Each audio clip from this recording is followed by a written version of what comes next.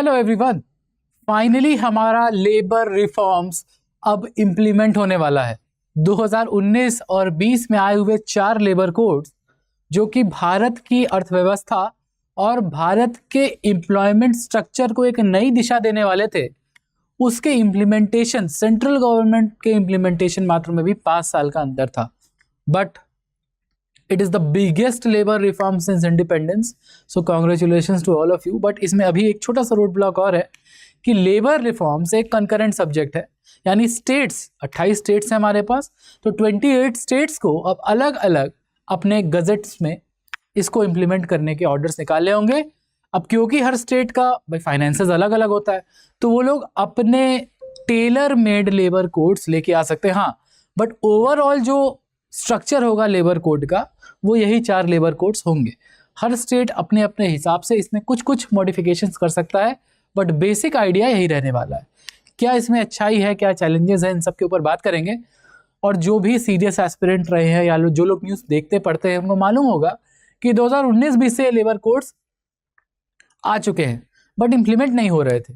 अब से ये इम्प्लीमेंट होना भी शुरू हो जाएंगे। सो वेलकम एवरीवन, मेरा नाम है Rishabh, I am economics option faculty, और इसके इकोनॉमिक्स कॉन्सिक्वेंसेस को हम देखते हैं, थोड़ा रिवाइज भी कर लेंगे स्टैटिक पार्ट इसका, ताकि एक कॉम्प्रिहेंसिव डिस्कशन हमारा हो जाए जो हमेशा होता ही है। सो आज का टॉपिक है India's labour code reforms and this is the biggest reform since independence and from 29 old laws to 4 modern labour codes. Okay, so let's move forward. प्रधानमंत्री ने खुद भी ट्वीट किया है, श्रमेव जयते, today our government has given effect to the 4 labor code. It is one of the most comprehensive and progressive labor oriented reforms. ऐसे reforms China में 1994 में आए थे, यूरोपियन स्टैंडर्ड रिफॉर्म्स।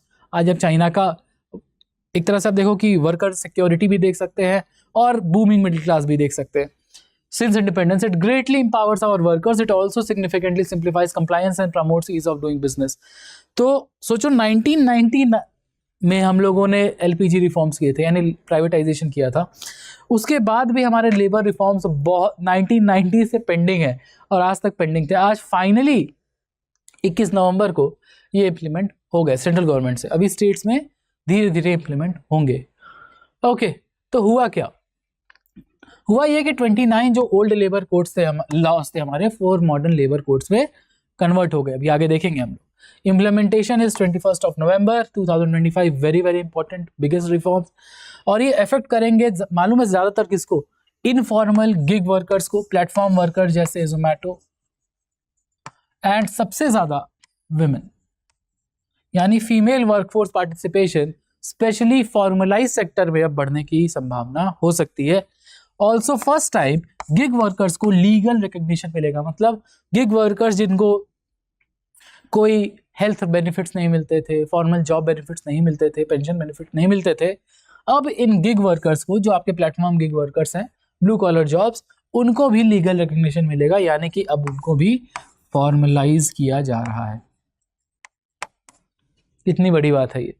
नहीं तो आप कभी भी किसी को नौकरी से निकाल सकते हैं, कभी भी रख सकते हैं, that would have been a bigger problem for the people of low income group, जिनका पैसा कम जो कमा रहे हैं उनके लिए तो दिक्कत की बात थी।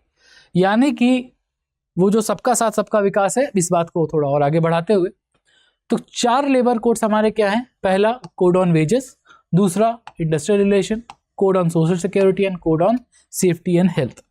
तो कोड ऑन वेजेस क्या है? यूनिवर्सल मिनिमम वेजेस की बात करता है, टाइमली पेमेंट की बात करता है कि 7th ऑफ एवरी मंथ आपको पैसे ट्रांसफर करने हैं। Industrial relation written job letter, यानी कि फॉर्मलाइजेशन की बात करता है। आज भी अगर इंडिया में देखा जाए तो लगभग 90% जो जॉब्स है वो इनफॉर्मल है या अनऑर्गेनाइज्ड। अनऑर्गेनाइज्ड जॉब्स को फॉर्मल करने की बात करता है। ग्रीवेंस का मैकेनिज्म है कि इन केस आपके साथ कोई गलत हो रहा है तो आप वहाँ पे मैकेनिज्म पे जा सकते हैं। सोशल सिक्योरिटी मतलब insurance benefit, health benefit and also pension benefit, ये सब कुछ मिलेगा even gig and informal workers को। सेफ्टी नेट यानी free health checkup, yearly health checkups will be mandatory and women can work at night. तो job security और women का participation rate भी बढ़ेगा। So again coming back to the code name, code on wages, industrial relation code, code on social security and occupational safety health and working condition code. ठीक है, तो हमारा code on wages 2019 में आ गया था, बाकी सब 2020 में आए थे। रिमेंबर द ईयर, सबसे पहले कोड ऑन वेजेस आया था 2019 में, और ये 29 लॉज को हमने 4 कोड में बदला है, तो 4 laws subsumed in code on wages. अब इसमें क्या क्या गया है, universal minimum wages for all workers. अब कितना होगा minimum wage, it will be decided. Timely payment, कब, 7th ऑफ एवरी मंथ, हमेशा 7 तारीख को आपको पेमेंट कर देना है। इसके अलावा फ्लोर वेज यानी minimum wage central government set करेगी, and there will be gender neutral definition so that even the third gender, India में जो है third transgender, they can be included as formal part of the employment. बहुत बड़ी बात है ये। और जैसे ही आप फॉर्मल पार्ट या फॉर्मलाइज होते हैं इकोनॉमी में, आपको फॉर्मल क्रेडिट बेनिफिट मिलता है। बहुत सारी सरकार की स्कीम्स होंगी, बहुत सारी लोन स्कीम्स होंगी, उसमें आपको सस्ती दरों पे लोन्स मिल जाएंगे और आप अपना जो स्टैंडर्ड ऑफ लिविंग है वो और बेहतर कर पाएंगे। इंडस्ट्रियल रिलेशन कोड में 3 लॉज को सबस्यूम किया गया है। आपको ये लॉज याद करने की जरूरत नहीं है, 3 लॉज को आप कोड इंडस्ट्रियल रिलेशन कोड में लेके आते हैं। इससे ले ऑफ अप्रूवल थ्रेशोल्ड को बढ़ाया गया, यानी 300 से ज्यादा वर्कर है तो ले ऑफ के लिए आपको अप्रूवल लेना पड़ेगा। अब इससे फायदा क्या है, देखो 300 से ज्यादा अगर वर्कर है यानी वो बहुत बड़ी कंपनी है, too big to fail company है। बट अगर छोटी कंपनीज को भी बार बार परमिशन लेनी पड़े ले ऑफ्स के लिए, जॉब्स कट करने के लिए, तो उससे business environment, ease of doing business खराब होता है। कि अगर आप अंडर परफॉर्मिंग वर्कर्स को भी फायर नहीं कर सकते तो यू कैंट बी एफिशिएंट, आप इकोनॉमीज ऑफ स्केल अटेन नहीं कर सकते। यानी कि ईज ऑफ डूइंग बिजनेस अगर रहेगा, फ्लूइडिटी रहेगी बिजनेस में, हायरिंग फायरिंग ईजी होगी, तो बिजनेसेस ज्यादा प्रॉस्पर करते हैं, यानी ज्यादा वैल्यू ऐड करते हैं आपकी इकोनॉमी में। It requires a day note, अब देखो 60 डे नोटिस देना पड़ेगा स्ट्राइक्स के लिए। वैसे भी स्ट्राइक्स अब बहुत ही अनकॉमन हो चुकी है इंडिया में, जैसे पहले थी स्ट्राइक कभी भी हो जाती थी। अब आपको कम से कम 60 डे का स्ट्राइक नोटिस देना होगा, तभी आप स्ट्राइक पे जा सकते हैं। अब देखो इस नोटिस का एक फायदा भी है कि उसके बीच में 60 दिन जो मिलेंगे उसमें आर्बिट्रेशन, मीडिएशन करके स्ट्राइक से पहले भी प्रॉब्लम सॉल्व की जा सकती हैं। इसके अलावा 2 member tribunal for faster dispute resolution and fixed term contract with full benefit. Full benefit का मतलब health benefit and everything else. Code on social security की अगर बात करें, यहाँ पे सबसे ज्यादा, मतलब सेकंड सबसे ज्यादा 9 लॉज को सबस्यूम किया गया है। इसमें आता है पीएफ यानी प्रोविडेंट फंड को सबके लिए ओपन कर दिया गया, even for gig and platform workers.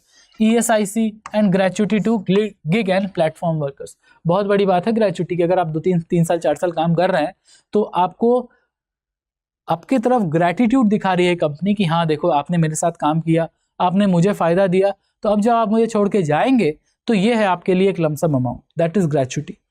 1 से 2% का एम्प्लॉयर का कंट्रीब्यूशन गिग वर्कर के वेलफेयर फंड्स में, जैसे प्रोविडेंट फंड होता है, welfare fund, pension fund, EPFO वाला, ठीक है। And pan India ESIC portability. Pan India ESIC क्या है, एम्प्लॉय स्टेट इंश्योरेंस कॉर्पोरेशन। अभी एम्प्लॉय का इंश्योरेंस कॉर्पोरेशन है, यानी इंडिया में आप कहीं भी काम कर रहे होंगे अपना पोर्ट करा सकते हैं ईएसआईसी नंबर, ठीक है। तो आप जहां भी होगे आपको वहां पे हेल्प मिल जाएगी। Gratuity after weight,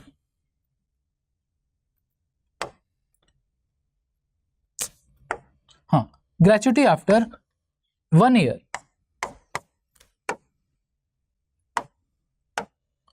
gratuity after 1 year for fix term employees. तो अगर आप फिक्स्ड एम्प्लॉय हैं तो 1 साल के बाद से ही आपका ग्रेचुटी मिल जाएगा। Okay, now the last one, occupation safety hazard. यहाँ पे 13 लॉज को सबस्यूम किया गया है। सबसे इंपॉर्टेंट इसमें है फ्री एनुअल हेल्थ चेकअप्स। तो जो भी वर्कर 40 साल के ऊपर है उनको फ्री एनुअल हेल्थ चेकअप दिया जाएगा। इसके अलावा वुमेन को अलाउ किया जाएगा ऑल शिफ्ट में वर्क करने के लिए। पहले night shift was not legally allowed for women, ठीक है, हाँ आईटी सेक्टर में था, बाकी और कहीं नहीं था, ठीक। माइंस में भी काम कर सकती है महिलाएं with consent and safety, consent of the females, ठीक है। यानी अब लीगल राइट दिया गया है वुमेन को कि वो रात में काम कर सकती है, ठीक है। अब सेफ्टी सिक्योरिटी फिर वो स्टेट को आपको देखना होगा। Single registration and licence and safety committees for 500+ worker firm. Now this numbers are very important कि 500 से ज्यादा लोगों की बड़ी फर्म है तो उसमें एक सेफ्टी ऑफिसर और सेफ्टी कमेटी होनी चाहिए कि in case there is the problem there is a grievance mechanism जहां पे वर्कर जा सकते हैं। तो these are the 4 labour codes. और जिसमें क्या सबस्यूम किया गया है और क्या उसके की प्रोविजंस निकल के आते हैं। ये तो स्टैटिक पार्ट हो गया, ये तो हम जानते ही हैं। और अब ये लागू हो गया है तो इसके ऊपर आपको क्वेश्चन प्रीलिम्स और मेंस और ऑप्शनल तीनों में देखने को मिल सकता है। तो थोड़ा ध्यान से देखते जाए। तो किसको किसको बेनिफिट मिलेगा? सबसे ज्यादा गिग वर्कर्स को, यानी 1 करोड़ गिग वर्कर्स को। आज जो 1 करोड़ गिग वर्कर्स है और बढ़ के 2.35 करोड़ होने वाले हैं, यानी डबल से ज्यादा, लगभग 2.5 गुना होने वाले हैं। और 2.5 गुना अगर गिग वर्कर हो रहा है, गिग वर्कर का मतलब होता है अनऑर्गेनाइज सेक्टर वर्कर, ठीक है, गिग इकोनॉमी, गिग वर्कर। इसी तरह प्लेटफॉर्म वर्कर, तो platform workers are actually all platform workers are gig workers, ठीक। तो जैसे स्विगी, जोमेटो, उबर ड्राइवर्स, इनको अब लीगल रिकग्निशन मिलेगा that they are worker working for a company. पहले इनको एज अ कंसल्टेंट देखा जाता था। वुमेन की अगर बात करें तो वुमेन लीगली नाइट शिफ्ट में काम कर सकती हैं। और यूथ की अगर बात करें, इंडिया का यूथ, यानी कि इंडिया के पास वैसे भी डेमोग्राफिक डिविडेंड सबसे ज्यादा है। मीन एज जो इंडिया की, सॉरी मीडियन एज जो इंडिया की है, इट्स अराउंड 29 ईयर्स। तो पीक वर्किंग पॉपुलेशन है इंडिया के पास। 65% ऑफ पॉपुलेशन इज अंडर 35। और क्योंकि फॉर्मलाइजेशन हम बढ़ा रहे हैं, इससे जॉब क्रिएशन एक्सेलरेट होने की भी संभावना है। एमएसएमईज की अगर हम बात करें, अब क्योंकि छोटी कंपनीज को सुविधाएं भी दी गई हैं, हायरिंग फायरिंग की सुविधाएं दी गई हैं, और ईज ऑफ डूइंग बिजनेस किया गया है, सिंप्लीफाई किया गया है कंप्लायंसेस को, कि आपको अलग अलग विंडो पे नहीं, सिंगल विंडो क्लियरेंसेस मिल जाएंगे, एक फॉर्म से काम हो जाएगा। तो आपको इस बात का भी फायदा मिलने वाला है। यानी छोटे बिजनेसेस को बढ़ाने के लिए, और खासकर जो लेबर इंटेंसिव बिजनेस है, MSMEs are generally labour intensive in India, वो बढ़ाने के लिए, जिससे जॉब, फॉर्मल जॉब क्रिएशन को और बढ़ाया जा सके और ओवरऑल जीडीपी को सपोर्ट किया जा सके डोमेस्टिक कंपनीज के द्वारा, ये उसमें एक बहुत ज्यादा फायदा पहुंचा सकता है। ऐसे भी वर्ल्ड बैंक ने कहा था कि क्योंकि इंडिया में formalisation of finances and economy धीरे धीरे बढ़ा है, तो वर्ल्ड बैंक का भी ये कहना था कि अगर इसी दर पे चलता रहा, इट वॉज लॉडेबल, इसी दर पे चलेगा अगर, तो 2047 तक इंडिया एक हाई इनकम सोसाइटी या हाई इनकम कंट्री बन सकती है, बशर्ते वो रिफॉर्म्स कंटिन्यूड हो। 2016 से लेकर 2025 तक जो लेबर में रिफॉर्म्स किए गए, यानी फॉर्मलाइजेशन बढ़ा है, जैसे ई श्रम पोर्टल पे लेबर्स ने अपना या वर्कर्स ने अपने आप को रजिस्टर कराया है, या इसके अलावा हम देखते हैं कि ईपीएफओ मैंडेटरी हुआ है, तो बहुत सारा फॉर्मलाइजेशन बढ़ा है, ईपीएफओ में रजिस्ट्रेशन बढ़ा है वर्कर्स का, अराउंड 65% ऑफ न्यू रजिस्ट्रेशन हुए हैं। तो इसकी वजह से भी हम देखते हैं कि फॉर्मलाइजेशन इंडियन इकोनॉमी में धीरे धीरे ही सही बढ़ रहा है, जिसको लॉट किया है किसने? आपके वर्ल्ड बैंक ने। ओके, तो सोशल सिक्योरिटी बूम की बात करें तो 19% ऑफ वाज द कवरेज, यानी EPFO coverage for workers was only 19%, जो अब बढ़ करके 64% हो गया। अभी अभी हमने बात की highest expansion in the single decade, and even world bank acknowledges it कि ऐसे ही अगर हम फॉर्मलाइज करते रहे, यानी देखो अगर सोशल सिक्योरिटी बेहतर है तो लोग सिक्योर्ड फील करते हैं, ना सिर्फ जॉब में बल्कि ओल्ड एज में, बल्कि in case of health problems. जैसे आयुष्मान भारत भी एक तरह की अच्छी स्कीम है, ताकि लोगों को फ्री हेल्थ बेनिफिट मिल सके और फिर लोग काम करने पे, अपने प्रोडक्टिविटी इंप्रूवमेंट पे ज्यादा ध्यान दे सकते हैं। हिस्टोरिक ग्रोथ नंबर की अगर बात करें ईपीएफओ की, एम्प्लॉय प्रोविडेंट फंड ऑर्गेनाइजेशन, तो 14 crore new subscriber, 14 crore in financial year 25 itself, and it's twice the growth as compared to financial year 19। अब भाई जहां पे ताली बजाने की बात है भारत सरकार के लिए, आपको जरूर सोचना चाहिए इस बारे में। And 61% of the new joinees in EPFO is under 29 years of age, यानी जो नए लोग ज्वाइन कर रहे हैं वर्कफोर्स में, वो ज्यादातर फॉर्मलाइज्ड जॉब का पार्ट हो रहे हैं। तो जो हमारी इनफॉर्मल जॉब या अनऑर्गेनाइज सेक्टर जॉब की प्रॉब्लम थी, हम उसको भी धीरे धीरे कम कर रहे हैं। वो सिर्फ लेबर रिफॉर्म से नहीं होगा, जीएसटी से भी हुआ है, एंड अदर पोर्टल जैसे आपका ई श्रम पोर्टल है, जो लोग उस पर रजिस्टर है, अगर उसके थ्रू, ई श्रम पोर्टल के थ्रू जॉब मिलती है तो ऑटोमेटिकली वो फॉर्मलाइज स्ट्रक्चर में आ गए। 25% of these new joinees are women. Again 29 years of age के अंडर में 61% लोग, और उसमें भी 1/4 कौन है? वुमेन है। वुमेन का पार्टिसिपेशन अब फॉर्मलाइज्ड इकोनॉमी में बढ़ रहा है। गिग वर्कर्स की बात करें तो उनके लिए तो ये गेम चेंजर ही है, क्योंकि फर्स्ट टाइम गिग वर्कर्स को लीगल रिकग्निशन मिल रहा है लेबर लॉ में। मतलब दुनिया भर में ऐसे बहुत कम लॉज हैं जहाँ पे गिग वर्कर्स या अनऑर्गेनाइज सेक्टर या प्लेटफॉर्म वर्कर्स को लीगल रिकॉग्निशन मिल रहा है कि उनको भी health benefit, pension benefit, old age benefit, medical benefit वगैरह मिल सके। 5 लाख का एनुअल हेल्थ इंश्योरेंस मिलेगा under Ayushman Bharat. Accident insurance भी मिलेगा, मैटरनिटी बेनिफिट तक मिलेगा, क्योंकि जैसे ही आप फॉर्मल जॉब का हिस्सा होते हैं आप सरकार की सारी स्कीम्स के लिए ओपन हो जाते हैं, सारी स्कीम्स जो आपकी जॉब रिलेटेड है। ओल्ड एज प्रोटेक्शन भी मिलेगा through social security and 1 to 2% aggregator contribution भी होगा। एग्रीगेटर कॉन्ट्रीब्यूशन मतलब ये जो EPFO है उसमें फंड आएगा कहाँ से, तो आपकी सैलरी से कटेगा कुछ 12% मान लो, और 2% के आसपास आपका एम्प्लॉयर भी इसमें कॉन्ट्रीब्यूट करेगा। तो एक अच्छा खासा कॉर्पस बन जाएगा by the time you get old. 15 lakh registered on e-Shram and numbers will swell soon. अब सोचो ई-श्रम की बातें जो मैं बार बार कर रहा हूँ कि 15 लाख अनऑर्गेनाइज सेक्टर के वर्कर जो जिनकी लो इनकम ग्रुप के जो वर्कर हैं वो रजिस्टर हो चुके हैं, यानी कि ऐसे लोग अब फॉर्मल इकोनॉमी का हिस्सा हैं। और जैसे ही आप फॉर्मल इकोनॉमी का हिस्सा होते हैं तो कई सारी फाइनेंशियल लीगल बेनिफिट्स आपको मिलना शुरू हो जाते हैं। और बात करते हैं ई-श्रम पोर्टल की, जो हमारी डिजिटल बैकबोन भी है। तो ये नेशनल डेटाबेस है अनऑर्गेनाइज्ड वर्कर्स का, जैसा मैं बार बार बोल रहा हूँ। अब ये स्किल ट्रैक करता है, एम्प्लॉयमेंट हिस्ट्री ट्रैक करता है, यानी आपकी पूरी फॉर्मल डेटा रिकॉर्ड है। तो आपका रिकॉर्ड देख के जो भी कंपनीज को आपको हायर करना होगा आपके स्किल सेट के अकॉर्डिंग वो आपको हायर कर लेंगे, पैन इंडिया कहीं भी, ठीक है। दूसरी चीज, आप भी कंपनी सर्च कर सकते हैं आपके अकॉर्डिंग, आपके स्किल सेट के अकॉर्डिंग, आपकी ज्योग्राफिकल प्रेफरेंसेस के अकॉर्डिंग आपको कहाँ काम करना है। तो e-Shram portal is a good job aggregator portal. ये इंश्योर करता है portability of benefit also across state. जैसे ESIC का बेनिफिट है, आप यूपी में काम करते थे, आप महाराष्ट्र चले गए, वहाँ काम कर रहे हैं, तो आप पोर्ट करा सकते हैं। Sorry, around 31 crore workers have been registered on eShram portal, ठीक। अब हम लेकिन फॉर्मलाइजेशन की अगर बात करें तो जीडीपी का जो फॉर्मलाइजेशन है इंडिया में, financial GDP output formalisation is around 56%, but जो हमारा लेबर मार्केट है उसमें अब भी मात्र 15% का ही फॉर्मलाइजेशन है। तो देखा जाए तो 85 से 90% तक जो हमारी इकोनॉमी है उसमें जो वर्कर काम कर रहे हैं, economy is formalised because of GST and other reforms. लेकिन जो लेबर रिफॉर्म्स हमारे यहाँ नहीं हुए, टैक्स रिफॉर्म तो हुए, लेबर रिफॉर्म नहीं हुए, जिसकी वजह से आज भी हमारा लेबर इनफॉर्मल सेक्टर में ज्यादा दिखाई देता है, ठीक है। तो चैलेंजेस क्या क्या है? सबसे पहला चैलेंज है इम्प्लीमेंटेशन।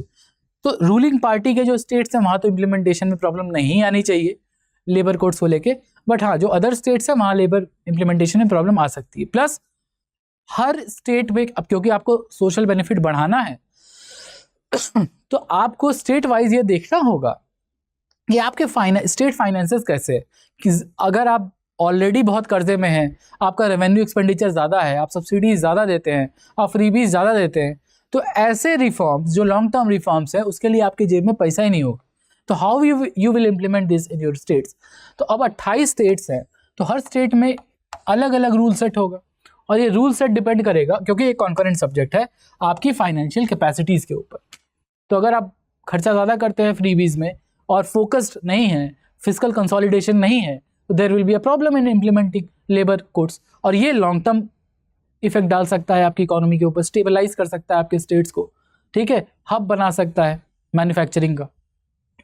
उसके अलावा डिजिटल सिस्टम जो है वो हर स्टेट में ऑपरेशनल नहीं है, यानी हर स्टेट बेसिकली अभी पेपरलेस नहीं हुआ है, अभी फाइल बढ़ाने में आगे डिस्कशंस में टाइम लग सकता है।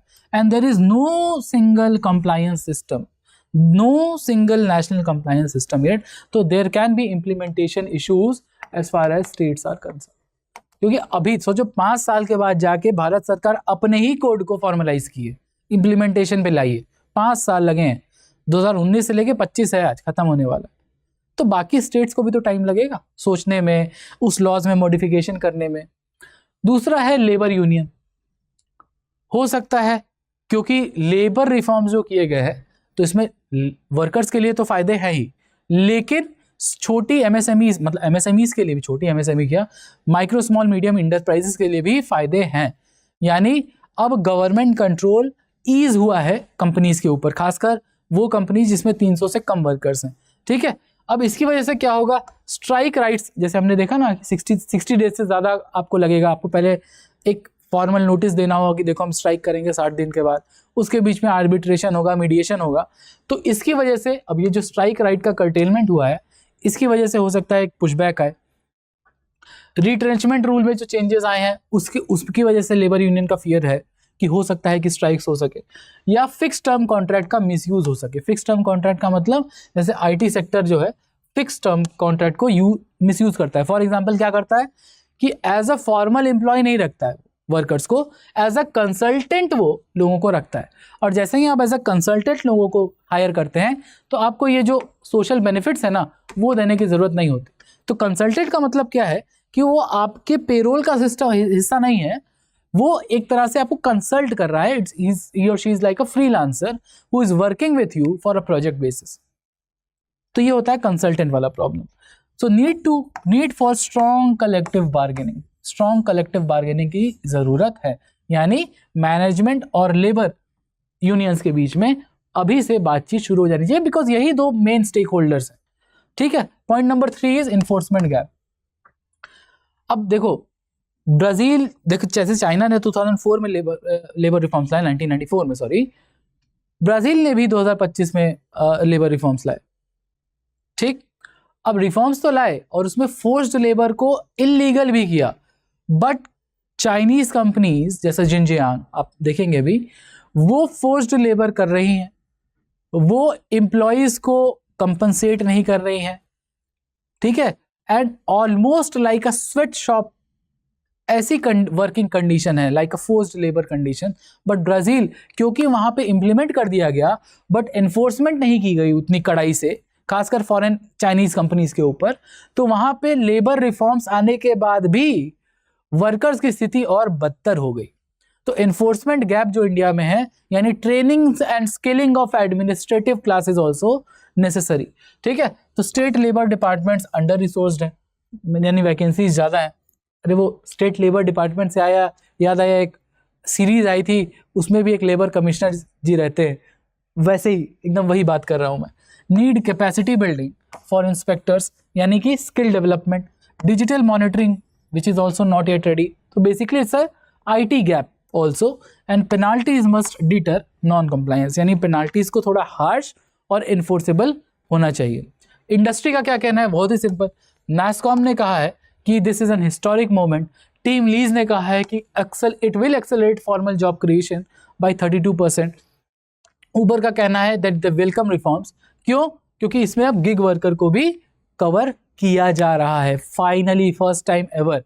ठीक है, नहीं तो कई बार गिग वर्कर्स का एक्सीडेंट हो जाता था, उनको कोई बेनिफिट नहीं मिलता था, उनकी जॉब्स भी चली जाती थी, तो there was no job security also. EY India का कहना है क्लैरिटी है क्योंकि सिंपल है, and digitisation will bring compliance simplification but higher cost for employers in short term. क्योंकि कोई भी नया रिफॉर्म आता है ना, तो there is certain problems, certain short term issues going on. ठीक है, अभी शॉर्ट टर्म इश्यूज जैसे जैसे आयरन आउट होते जाते हैं तो लॉन्ग टर्म में एक स्टेबल ग्रोथ इकोनॉमी आपको दिखाई देती है। ठीक है, और ये चीज हम देख भी सकते हैं, जैसे चाइना में 2004 में जब रिफॉर्म्स आए थे, 2004 में आए थे, 7 से इंप्लीमेंट हुए, तो स्ट्रिक्टर लॉस की वजह से सोशल हार्मनी भी क्रिएट हुई, क्योंकि स्टैंडर्ड ऑफ लिविंग सबका बेहतर हुआ ना, क्योंकि सबकी खर्च करने की क्षमता बढ़ी, because they were getting social benefits from the government, और it was almost as good as an European country. Enforcement की प्रॉब्लम वैसे चाइना में भी थी, इन्फोर्समेंट की प्रॉब्लम खैर हर जगह होगी, क्योंकि इन्फोर्समेंट स्टेट वाइज वहाँ होता है, हर स्टेट का या हर प्रोविंस का अलग अलग इन्फोर्समेंट लॉ है। तो जो स्टेट ज़्यादा स्ट्रिंजेंट है वहाँ ज़्यादा बेहतर तरीके से हुआ, तो थोड़े लीनियंट थे वहाँ थोड़ा कम सही तरीके से हुआ। अब जैसे इंडिया में जब लैंड रिफॉर्म हुए थे तो हर स्टेट में एक जैसे थोड़े हुए थे, केरला में बहुत स्ट्रिंजेंट था, बिहार में बहुत लिबरल था, है ना। तो वही वाली प्रॉब्लम आज आगे भी आ सकती है। ब्राजील में भी अगर देखें तो स्ट्रॉन्ग लॉस तो थे, बट क्योंकि वहां पे एनफोर्समेंट अच्छा नहीं था, तो वहां पे फोर्स्ड लेबर, खासकर जैसे चाइनीज कंपनी लाइक जिनजियांग, वो दिखाते हैं एनफोर्समेंट फेलियर्स। यानी कि अगर एनफोर्समेंट यूनिफॉर्म ना हो और लूपहोल्स छोड़े जाएं स्टेट्स के द्वारा, जैसे इंडिया के लैंड रिफॉर्म्स के साथ भी यही हुआ, तो दिक्कत यही होगी कि लॉन्ग टर्म में जो बेनिफिट सरकार देख रही है या इंडस्ट्री देख रही है वो वर्कर तक शायद कभी पहुंच ही ना पाए। तो ये सोचने की जरूरत है। तो लेसन क्या है कि लॉस तो जरूरी है बट इन्फोर्समेंट मैटर्स मोर। ठीक है, तो एम्प्लॉयर्स को क्या करना चाहिए, simple mandatory annual health checkup जो है वो फॉर ऑल वर्कर्स, ऐसे भी उन लोगों को आगे बढ़ा ही देना चाहिए। ग्रेचुटी एलिजिबिलिटी एक्सपैंड करना चाहिए फिक्स टर्म एम्प्लॉयज से ज़्यादा। Unified wage definition, timely salary disbursement and written job contract. Written job contract बहुत ज़रूरी है, यानी कि formal job creation is very very necessary, ताकि पता तो रहे कि आप सही में कहाँ काम करते हैं, वहाँ काम करते भी है कि नहीं करते हैं। मान लो कोई है काम कर रहा है, ओरल टेनेंसी के ऊपर काम कर रहा है कि हाँ ठीक है आओ काम कर लो, एक हफ्ता काम किया, उसको पैसे नहीं दिए, वो कहीं जाता है लेबर कमिश्नर के ऑफिस के, देखो भाई उन्होंने मुझे पैसे नहीं दिए, उसके पास क्या सबूत है कि वो कभी वहाँ काम करता था। तो paper work is very very important. Workers को क्या क्या मिलेगा, यूनिवर्सल मिनिमम एज मिलेगी, स्ट्रक्चर्ड ग्रीवेंस मैकेनिज्म मिलेगा, पोर्टेबल सोशल सिक्योरिटी मिलेगी, ESIC कहीं भी जा सकता है, women rights, night work rights मिलेंगे, लीगल राइट पहली बार, and free preventive health care benefits across ages. 40 years के बाद तो कंपलसरी है कि 1 साल के बाद हर 1 साल पे आपको हेल्थ चेकअप कराना है, बट सभी को प्रिवेंटिव हेल्थ केयर तो मिलेगा ही अंडर आयुष्मान भारत और ESIC। ठीक है, पोस्ट पेंडेमिक जॉब ग्रोथ की भी अगर बात करें तो 54 मिलियन नए जॉब्स क्रिएट हुए हैं पेंडेमिक के बाद। बहुत बड़ा नंबर नहीं है इंडिया जैसी कंट्री के लिए, but still 5.5 crore jobs create होना बहुत बड़ी बात है। मैन्युफैक्चरिंग में 32% के कंपाउंडेड एनुअल ग्रोथ रेट से 4 ईयर पीरियड में जॉब्स क्रिएशन हुई है। टेलीकॉम में फॉर्मल जॉब क्रिएशन बढ़ी है क्योंकि इंडिया का PLI जो है टेलीकॉम में सबसे बेहतर काम किया है, इसीलिए आज इंडिया में लगभग 99% of the mobiles are being assembled in India. ठीक है, 61% subscribers are under 29 years of age for EPFO and 25% of new EPFO enrollments are for the women workers। Just a revision जो अभी हम लोग पढ़े हैं, ये नंबर्स इंपॉर्टेंट हो सकते हैं आपके लिए प्रीलिम्स में आपका। ठीक है, तो गिग इकोनॉमी का बूम भी आगे देखने को मिल रहा है कि 1 करोड़ है, वो 2.5 करोड़ के आसपास होने वाला है। अगर इतना बड़ा नंबर है, 135% की ग्रोथ रेट है, तो ऐसे वर्कर्स को सोशल सिक्योरिटी प्रोवाइड करना बहुत ज़रूरी है, और ये सोशल सिक्योरिटी नहीं रहेगी तो या जॉब सिक्योरिटी नहीं रहेगी ऐसे वर्कर्स को, तो हमारी जो जॉबलेस ग्रोथ या अनएम्प्लॉयमेंट की प्रॉब्लम है वो और बड़ी भयावह होते जाएगी विथ टाइम। ठीक है, तो what needs to happen next, state जल्दी से जल्दी रूल को फाइनलाइज करें। उसके अलावा डिजिटल सिस्टम गो लाइव, यानी कि डिजिटाइजेशन के ऊपर ध्यान देने की जरूरत है, even with the state governments implementing these rules. Single window clearance, national single window clearance, वो ज्यादा ईज करेगा बाकी सारे बिजनेसेस को रजिस्टर होने में। इसके ऊपर इंस्पेक्टर कैपेसिटी बिल्डिंग, यानी कि skill development of the administration, aggregator compliance mechanism यानी कि enforcement, and also worker awareness campaigns, very very important, क्योंकि वर्कर को पता ही नहीं रहेगा कि उसके नए राइट्स क्या हैं तो वो करेगा क्या। ठीक है, that's why it is very very important. और ये मैटर इसलिए करता है क्योंकि हमारी maximum population is working age population 65%, और 2 times of the workforce is entering market by 2030, और ज़्यादा लोग बढ़ने वाले हैं। तो अगर 5 ट्रिलियन इकोनॉमी 2030 में और हाई इनकम ग्रुप इकोनॉमी 2047 तक बनना है, 100 years ऑफ इंडिपेंडेंस में, तो हमें अपने जॉब सेक्टर को फॉर्मलाइज करना ही पड़ेगा। ठीक है, तो simple before versus after is new 4 laws, gig workers are covered, 64% security, single digital system, and it should be consistent nationally. ठीक है,